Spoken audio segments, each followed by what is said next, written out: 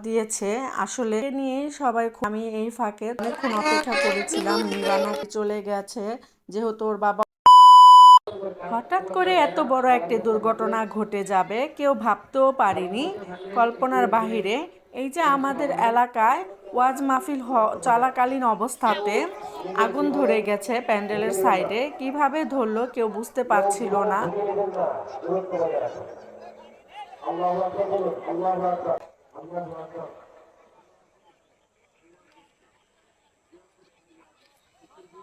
এত আগুন দেখে খুবই ভয় পেয়ে গিয়েছি আমাদের যাওয়ার কথা ছিল আমার বোনের বাড়ি মেয়ের জন্মদিন ভাগ্নির জন্মদিন ছিল তো বের হয়ে দেখি এত আগুন লেগে গেছে এই জন্য আর যাইনি দাঁড়িয়ে অনেকক্ষণ যাবৎ দেখছি কারণ পাশে আমাদের বাড়ি ভয় হচ্ছিল গ্যাসের পাইপ যেহেতু দ্রুত আগুনটা ছড়িয়ে যাওয়ার সম্ভাবনা আছে তো ফায়ার সার্ভিসদেরকে খবর দিয়েছে এখানে কারেন্টের লাইনও অফ করে দিয়েছে তারপরে এলাকার কিছু মুরব্বীদেরকে বলেছে গ্যাসের লাইনটা অফ করে দিতে তো কিছুক্ষণ পরেই গ্যাসের লাইন অফ করার পরই এই যে আগুনটা নিভে গিয়েছে আস্তে আস্তে তারপরে দিয়ে অনেকটা নিশ্চিন্ত হয়ে চলে যাব এখন বড় আপাদের বাড়িতে এই যে এখন কারেন্টের লাইনও চলে এসেছে তো ফায়ার সার্ভিসের গাড়ি আসার আগেই আলহামদুলিল্লাহ আল্লাহর অশেষ রহমতে সম্পূর্ণ আগুন নিভে গেছে তো আমরা চলে যাব এখন বড় আপাদের বাড়িতে এই যে সাইনবোর্ডের এখানে চলে এসেছি তো সাইনবোর্ডের পরই আমার বড় আপার বাসা অনেকটা নিশ্চিন্ত হয়ে বড় আপার বাড়ি চলে আসলাম বাড়িতে চলে আসলাম এখানে সবাই রূপকথা অর্পা হাসি খুশি এবং রাইসা মিলে জান্নাতের বার্থডের জন্য ঘর সাজিয়ে ফেলেছেন সুন্দর করে বেলুন দিয়ে বাচ্চারা সাজিয়েছে হঠাৎ করে আমাদের সবাইকে বলছে জন্মদিনের দাওয়াত দিয়েছে আসলে তেমন কোনো অনুষ্ঠান করেনি বলেছিল করবে না তো বাচ্চা মানুষ ছোট একটি কেক এনেই ঘরোয়াভাবে আমাদের ভাই বোনের বাচ্চা ছেলে মেয়েদেরকে নিয়েই অনুষ্ঠানটা করা হয়েছে বাহিরের কাউকে বলা হয়নি সব বোনেরা একসাথে হয়েছি আর এখানে এই যে বাচ্চারা খুবই আনন্দ করছে মিম ওদেরকে ক্যান্ডি দিচ্ছে ক্যাডবেরি চকলেট এটা পেয়ে তো মহা খুশি আর এখানে সবাই মিলে ঘর সাজিয়েছে আর এই যে দেখেন আমাদের ছোট্ট সদস্য কি অবস্থা করছে সব কিছু খুলে ফেলছে তো ওকে নিয়েই সবাই খুব ব্যস্ত ছিল কেননা সাজানোগুলো সব ছুটিয়ে ফেলছিল এই যে রাফিজা ছোট্ট মামুনি তুরতুর করছে আর একা একাই সব বেলুনগুলো ছুটিয়ে ফেলছে দেয়াল থেকে তারপর সবাই ওকে ডাক দিচ্ছে তারপর ও শুনছে না ও ওর মতনই কাজ করে যাচ্ছে বসায় দাও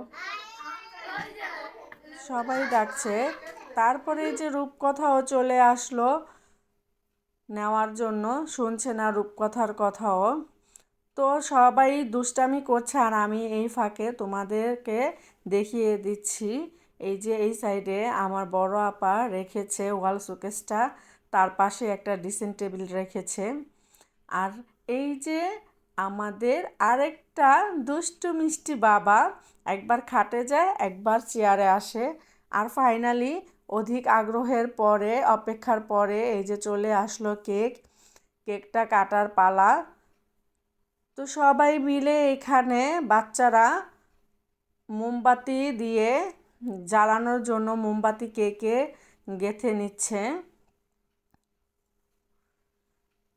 একে একে সবাই গেঁথে নিল বাচ্চারাই সব কিছু করছে আর আমরা বড়রা মিলে সময় কাটাচ্ছি নিজেদের মতন আর আমি তো ভিডিও করছি তো সবাইকে একটু অপেক্ষা করানোর জন্য ঘুরিয়ে গাড়িয়ে ভিডিও করছি তারপরে ফাইনালি মিম এসে সবগুলো মোমবাতি ধরিয়ে দিয়েছে বাচ্চাদের হাতে দেয়নি আগুন যেহেতু এমনিতেই একটা অনেক বড় দুর্ঘটনা ঘটে গেছে বাসার থেকে আসার পথে তো আমি এত আগুন দেখে আমরা অনেকক্ষণ অপেক্ষা করেছিলাম নিবানো পর্যন্ত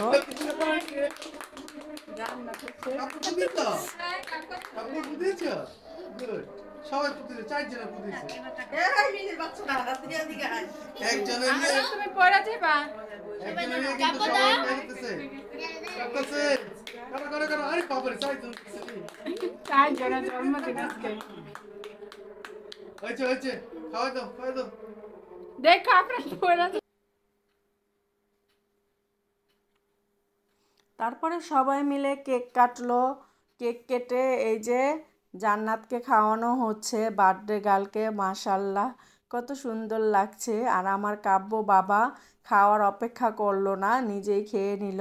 আর ওই যে রাইসা আর আফরান ওদেরকেও খাওয়ানো হয়েছে, বাট আমি ক্যামেরায় ধারণ করিনি। আর এই যে সবাই মিলে খুব হইচই করছে কেক খাওয়ার পরে। তারপরে চলে আসলো ফাইনালি পাশের রুমে। এখানে আমার বড় আপা পোলাও সরি এখানে আমার বড় আপা বিরিয়ানি রান্না করেছে। তো সবাই মিলে খাচ্ছে আর খুবই আনন্দ করছে বাচ্চারা। তারপরে আমি ভিডিও করছি আর জান্নাত তো চোখেই সরাচ্ছে না ক্যামেরার সামনে থেকে।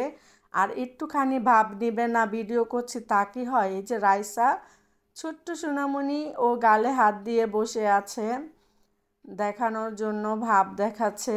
আর জান্নাত তো হাসছে, বলছে মেজু আম্মু ভিডিও করে তাকাও তাকাও বলছে। তো সবাই মিলে খাওয়া দাওয়া শেষ করে আমরা ঘুমিয়ে পড়লাম। কাব্য ওর বাবার সাথে চলে গেছে, ও নাকি ওর বাবার সাথে থাকবে। তো আমি আর রূপকথা রয়ে গিয়েছি আমার বড় আপার বাসায়। সকালবেলা ঘুম থেকে তাড়াতাড়ি উঠেছি, কেননা কাব্য ওর বাবার সাথে চলে গেছে, এই জন্য আমারও চলে যেতে হবে। ওর আব্বু ওকে রেখে তো আর একা অফিসে যেতে পারবে না, তার জন্য আমরা সকাল সকাল চলে যাব। তাই সকাল সকাল ঘুম ভাঙলো। আর তোমাদেরকে এই যে আমার বড় আপার বাড়ির আশেপাশে সব কিছু দেখিয়ে দিলাম। আমার বড় আপারা যে বাসাটায় থাকে সেই বাসাটা খুবই বড়, অনেক বড় খালি জায়গা। বাচ্চারা খুবই খেলাধুলা করতে পছন্দ করে, এই জায়গাটা খেলাধুলা করে শান্তি পায়। এই যে আশেপাশে অনেক গাছগাছালি আছে, এখানে ফলের গাছ এবং সবজি গাছও আছে। তো আমি সব কিছুই তোমাদেরকে ঘুরিয়ে দেখিয়ে দিচ্ছি আমার বড় আপার বাড়িটা। খুবই ভালো লাগে, খোলামেলা, বাচ্চারা খুব আনন্দ করে। এখানে কিছু আম গাছ আছে, আবার পাশেই কলা গাছ আছে।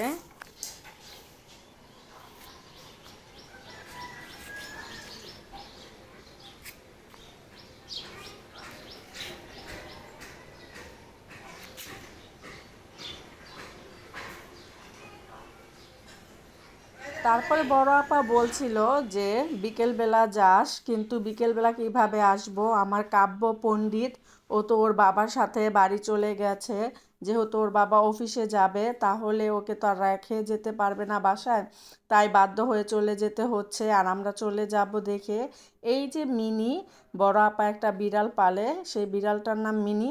তো ও আমাদের পিছন পিছন ঘুরছে। তো সবাই ভালো থাকবে, ভিডিওটা ভালো লেগে থাকলে লাইক কমেন্ট করে পাশে থেকে যাবে। তোমাদের একটা লাইকের কারণে আমার ভিডিওটা অনেকের কাছে পৌঁছে যাবে। আর সাবস্ক্রাইব করতে ভুলো না। আল্লাহ হাফেজ, সবাই ভালো থেকো।